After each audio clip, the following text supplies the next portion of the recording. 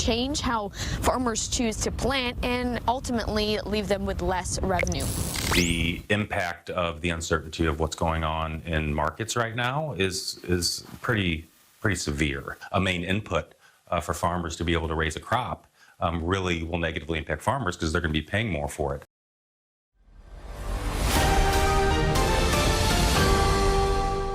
While President Trump keeps tightening tariffs in hopes of pressuring Canada, the neighbor up north is playing a different game and American farmers are starting to feel the squeeze. From potash to natural gas, who's really calling the shots? And how can one decision out of Saskatchewan shake up an entire crop season in Iowa? In 2023, the U.S. produced around 400,000 tons of potash. Sounds like a lot, but not when you consider that the country used 5.3 million tons that year. Over 90% of it came from imports. And the biggest supplier by far, Canada, which holds about 35% of the world's potash reserves, mostly from the province of Saskatchewan. Potash isn't some luxury item. It's a key ingredient in fertilizer for corn, wheat, and soybeans, the backbone of U.S. farming. If you're a farmer in Iowa or Nebraska, you've probably already noticed a 50-pound bag of potash fertilizer that cost around $20 just weeks ago now runs close to $28. That adds up. Across a whole season, it could mean thousands of extra dollars spent per field with no promise of higher yields in return. Canada hasn't officially cut back supply, but by simply not promising to keep exports steady, Prime Minister Mark Carney has already shaken the market. Analysts are calling it a silent counterpunch, no shouting. Just quiet pressure that's got American agriculture sweating as planting season rolls in. Since early 2025, the price of MOP muriate of potash in the U.S. has outpaced other regions, hitting over $450 per ton, while prices in Europe remain closer to $400. That's not just supply and demand. It's driven by fears of higher trade barriers with Canada, plus the fact that backup suppliers like Belarus and Russia are still under sanctions. Major farming states like Iowa, Kansas, Missouri, and Nebraska are sounding the alarm. Many farm co-ops have already scaled back their growing plans. One large Kansas operation estimates fertilizer costs could climb an extra $10,000 to $15,000 this planting cycle alone. The National Farmers Union, NFU, has formally appealed to the White House, stating, "Current trade policies are leaving farmers with costs they can't control. If this continues, the ripple effect could reach grocery stores. Prices on staples like grains, meat, and milk could begin creeping up in late summer. Just one example. A 500 grams box of breakfast cereal in the Midwest jumped from $3.90 to $4.50 in under a month. While Washington doubles down on tariffs and trade restrictions, Canada is busy pivoting. The new $40 billion LNG Canada project is a big step, allowing the country to ship liquefied natural gas straight to Asia in under 10 days, without using U.S. infrastructure. Meanwhile, oil from Alberta, which used to head south through pipelines into Texas, can now go directly west to Pacific ports thanks to the new Trans Mountain expansion, launched in May 2025. This shift gives Canada more independence from the U.S. market and opens new deals with Japan, South Korea, and Singapore. And when it comes to potash, the key issue in this trade tug-of-war, Canadian producers are looking elsewhere. Exports to India and Indonesia are rising as those countries ramp up fertilizer use for their fall crops. According to CRU Group, global potash prices may climb another 5% by the end of 2025, but supply is expected to stay strong. Outside of the U.S., what does that mean? While farmers in Canada and Asia enjoy relatively stable prices, American farmers are now paying more for the exact same fertilizer unless trade policy takes a turn. We're selling it for like 40% more just because it costs so much to get, right? And there's less in stock because people aren't buying this. Imagine you're running a small auto body shop. Overnight, steel costs shoot up 6 to 9%. Parts orders stall. And workers are sent home early. Sounds absurd, right? But that's exactly what's happening in Detroit, where Canada's silent strike on procurement rules is rippling through U.S. automotive supply chains. A Michigan small business owner opens his shop, only to find this week's steel delivery is delayed again. He's heard friends in nearby towns having similar trouble. Why are steel shelves suddenly empty? And why do prices keep rising? Recently, the U.S. placed a 50% tariff on imported steel and aluminum from Canada. Using Section 232, Canada chose not to fight back with tariffs, but instead quietly changed government buying rules and increased environmental requirements, making it harder for U.S. buyers to get Canadian steel. This has left truckers, warehouse workers, and steel plant crews in cities like Detroit with less to do. Some are called in for fewer shifts. Others watch overtime hours disappear as prices inch upward. Families start to worry if everyday costs will soon follow. For those who rely on steady pay, this uncertainty makes planning for monthly bills more challenging, and conversations at dinner tables start to shift toward cost cutting. If this pattern stays over the next 2 months, an estimated 1,500 steelworkers and drivers in the Midwest may face reduced hours or temporary layoffs as factories scramble for supplies. Even small changes in work schedules can quickly add up, putting extra pressure on households and local businesses that depend on these industries to keep moving. Chaos. The summer brings an uneasy quiet to assembly plants, where once machines ran day and night. Now some lines sit idle waiting for steel shipments that do not arrive on schedule. Ford reports a jump of $2.5 billion in added costs just since the start of the year, driven by shortages and delays. Steel and aluminum prices have risen between 6 and 9% in the last few weeks, eating into company profits and slowing production across Michigan. Factory managers are forced to cut back shifts, while some suppliers consider temporary closures to wait out the shortage. For households depending on those jobs, a single missed paycheck can mean tough choices about groceries, medical bills, or summer repairs. If shortages continue for another month, buyers could see the sticker price for new vehicles go up by as much as $400 before fall. The North. Canada is investing $1 billion Canadian dollars to upgrade its steel industry, focusing on electric arc furnaces and stricter environmental standards. The plan is to make steel cleaner and more attractive for markets like the EU.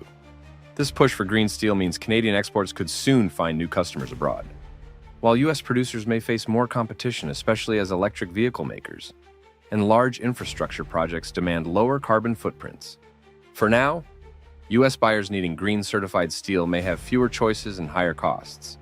In the next 2 months, the price of certified green steel for U.S. construction or auto projects could climb by $45 per ton, adding pressure to project budgets and renovation plans. I think fear of border patrol situation is definitely deterring a lot of tourists.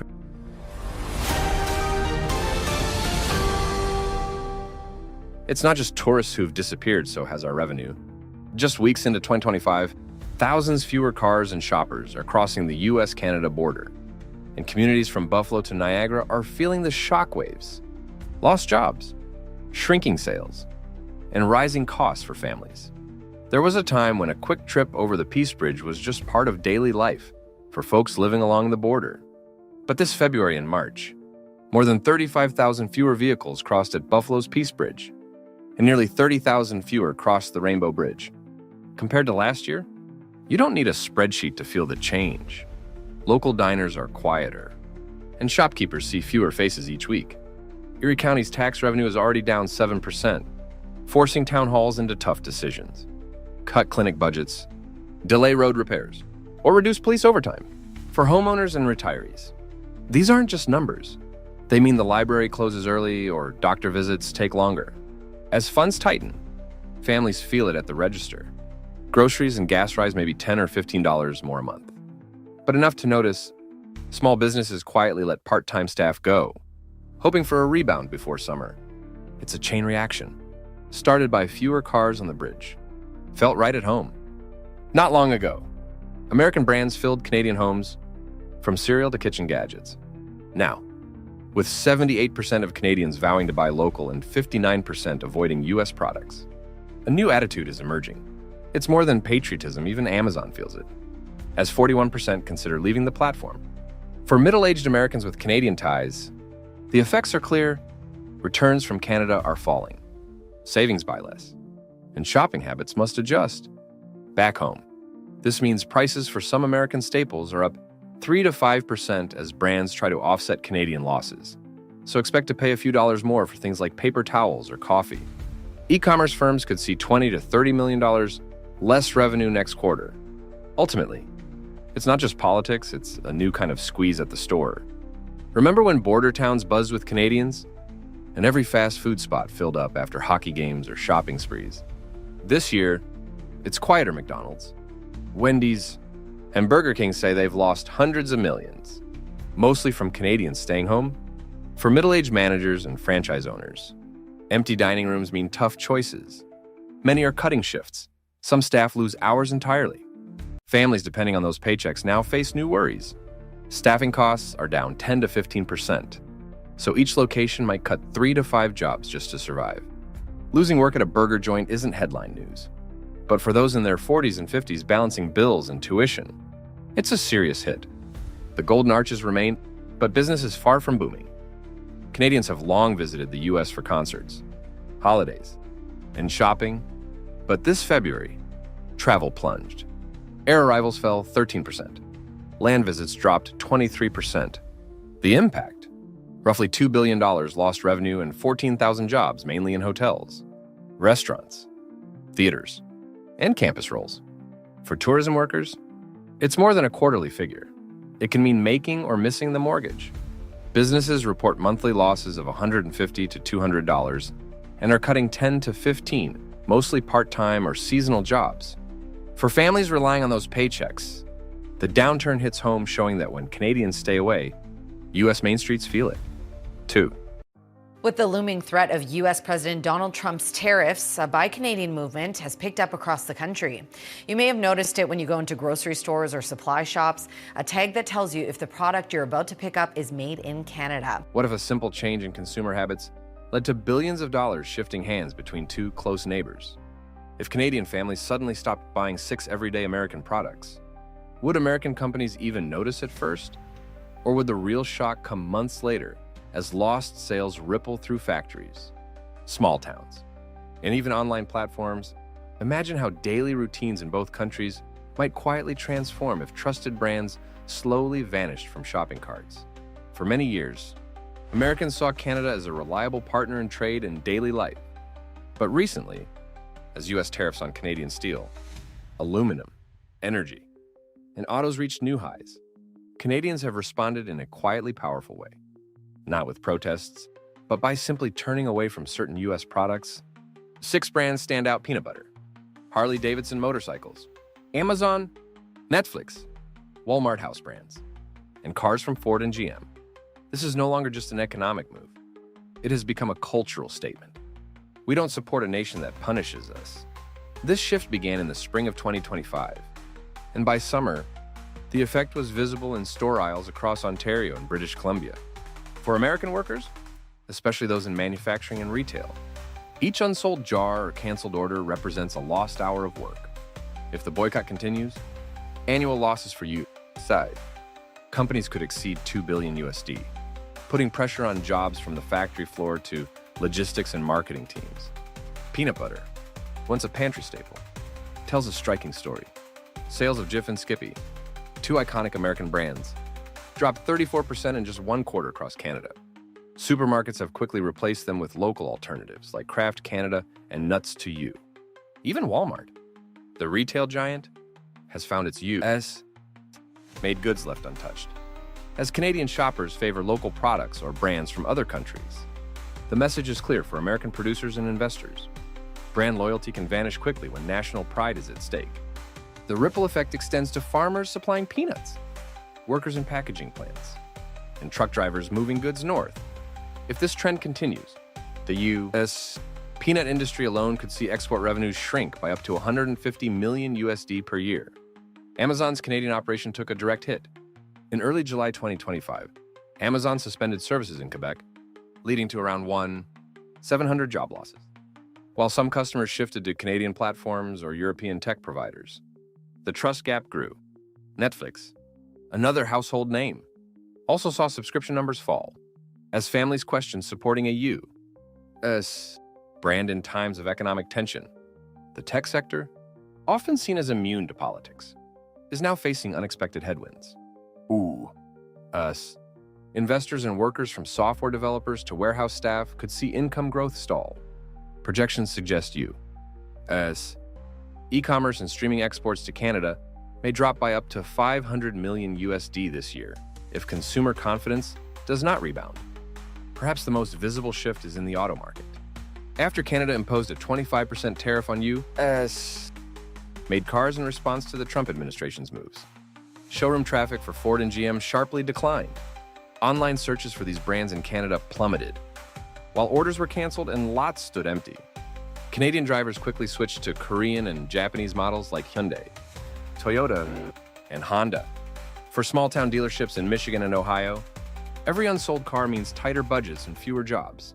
Industry forecasts indicate U.S. auto exports to Canada could fall by over $2 billion USD in 2025, a sobering figure for anyone whose paycheck depends on cross-border sales.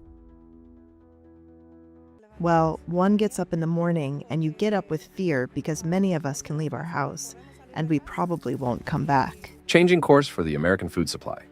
Your local supermarket's bread shelf is suddenly stacked with loaves from Canada and cans of corn stamped product of Brazil. Sounds strange, but that's exactly what's happening across America's heartland.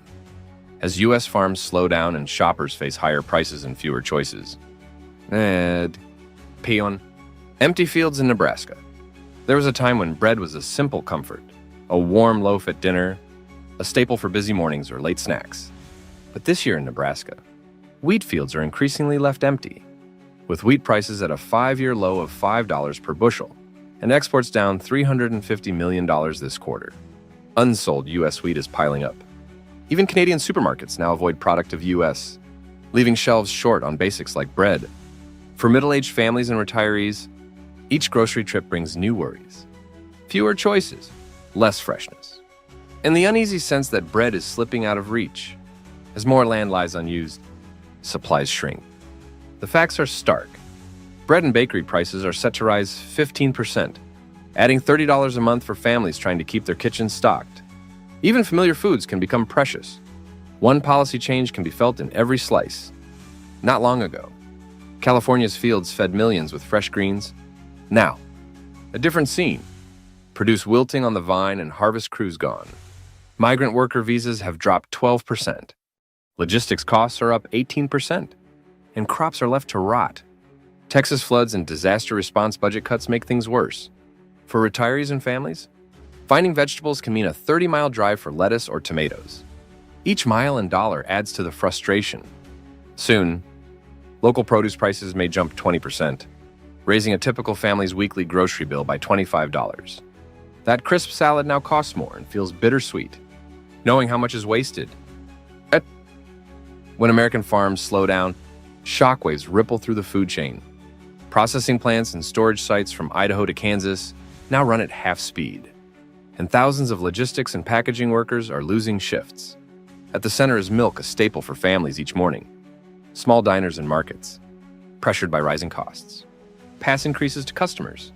Bread and dairy prices have jumped 15%, costing households about $30 more monthly just for milk. Behind each gallon is more than a price.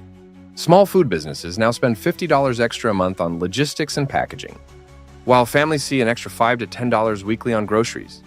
For many, pouring a glass of milk now feels more careful, more precious.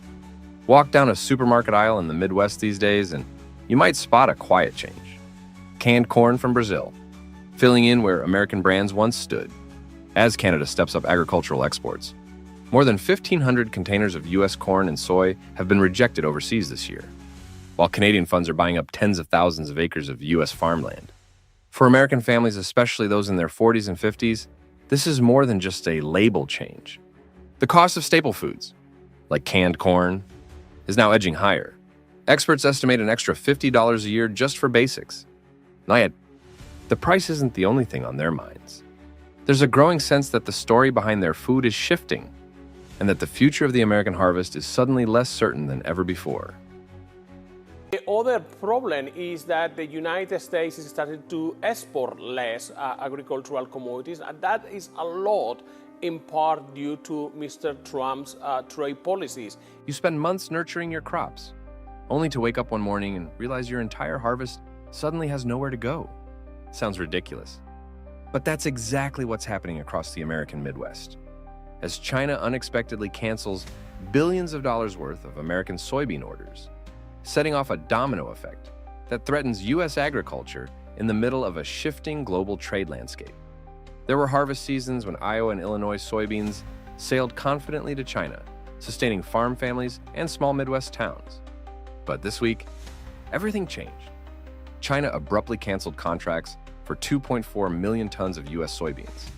A $1.1 billion blow, soybean prices plunged 8.2% overnight. Storage bins are now 13% fuller. With no buyers, I've never seen my harvest just sit here with no idea what comes next, says a 53-year-old Iowa farmer. The region faces $470 million in lost revenue, impacting not just big farms, but also groceries, tuition, and savings for thousands of families. If the situation continues, average income for Midwest soybean households could drop another $1,200 to $1,800 this year, and about 4,500 seasonal jobs may vanish before the next harvest. The question lingers: who will buy the beans that have fed this land for generations? Not long ago, American soybeans were China's top choice, with Midwest shipments part of rural life. Now, after over $11 billion in Chinese-backed investment in Brazil's ports and railways, Brazil has taken over. Chinese buyers now pay $14 to $22 more per ton for reliable, long-term supply from Brazil, which provides 70% of China's soybean imports. For many American farmers, this shift isn't just about lost income, it's about being pushed aside in a changing world. This year, U.S. soybean exports to China may drop by up to 10 million tons, about 20%, forcing over 6,000 family farms to cut production or risk bankruptcy. Soybeans were once the ticket to a secure future. Now they are a question mark hanging over tomorrow. Is America still an agricultural powerhouse, or quietly becoming an outsider at the world's export table? It's not just soybeans under pressure, corn. America's golden crop is feeling it too. U.S. corn exports to China have plunged 79% year on year. China also released 1 million more tons from its reserves to cut reliance on U.S. suppliers. For many Midwest farmers, once hopeful fields now bring worry. As corn prices drop and incomes shrink, tough decisions loom about next year's planning and keeping the family farm going. If this trend continues, U.S. corn prices may drop another 10 to 12% in the next 3 months, slashing profits for middle-aged farmers by $900 to $1,500 per household this year. Over 2,000 small farms might suspend operations or cut acreage by 15 to 20% next season. Some changes come quietly by the time you feel them. They're already woven into the fabric of everyday rural life. Every shipload of soybeans now carries more than a harvest. It represents America's global standing. As China and South American partners develop a new trading system, using less dollars and favoring long-term deals, the U.S. role is fading. Without quick investment in infrastructure and modernized supply chains, American farmers could lose their vital spot in the global market. If no major changes happen, U.S. soybean export value may drop another 15 to 20% next year, costing 8,000 to 1,000 jobs in soybean states. Someday we might look back and wonder, was there a time when America's strength was measured by the price of a bushel of soybeans?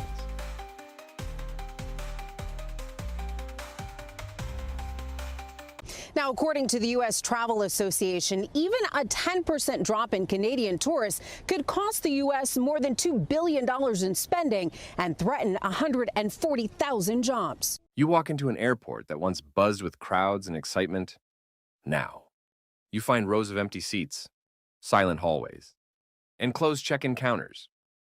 Sounds dramatic. This is the new reality at America's busiest airports. As airlines and travelers quietly turn away from the United States, there was a time when America's biggest airports bustled. Tourists rushing, constant boarding calls, but since early 2025, over 10 major airlines, including Singapore Airlines, Lufthansa, Emirates, Air France, Play airlines have quietly cut flights to the U.S. without major announcements.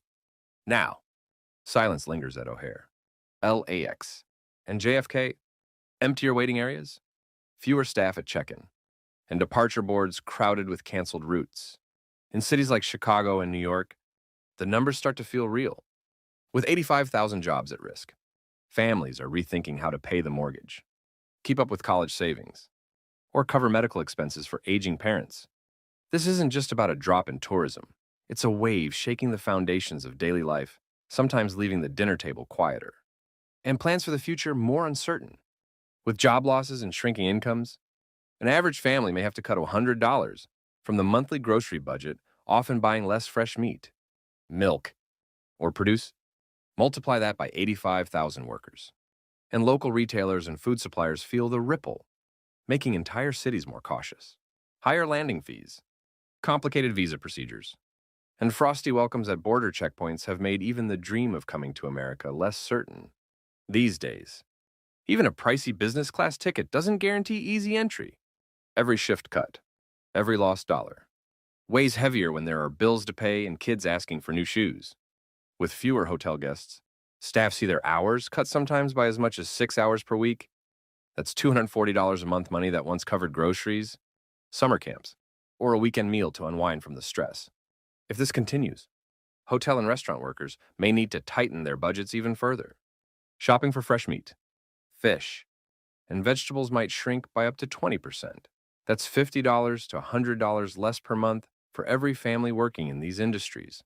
Not long ago, travelers from Scandinavia, Korea, the UK, and France would visit America touring colleges, attending conferences, or seeking a new kind of summer. Now, they're picking Canada or Japan, which seem more open and welcoming. With everyday essentials, sales expected to drop by $60 million this year. Shop owners face tough choices. Cut staff hours, reduce orders, or explain slimmer margins to employees. Shelves aren't empty, but aisles often are, making it hard to plan or invest. As international visitors vanish, local milk sales could drop 15 to 20% from last year. Store owners may lose $1,000 to $2,000 in monthly revenue, affecting fresh product quality and supply, and possibly raising prices if supply chains struggle.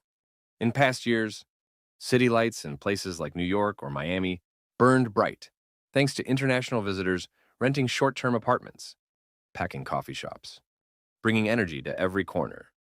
Now, as British Airways, Lufthansa, and Jetstar all reduce flights, 1.5 million visits simply vanish. Short-term apartment rents in former gateways to America are dropping by an average of $200 per month. For tenants, it sounds like a win. But for landlords who relied on that income to pay debt or cover medical bills, it's nearly $50 million in lost revenue. Quietly, faith in the American dream slips a little more, not just in the eyes of the world, but even for those who once thought they'd finally found stability. Well, the U.S. imports almost all of the potash fertilizer we use, so this could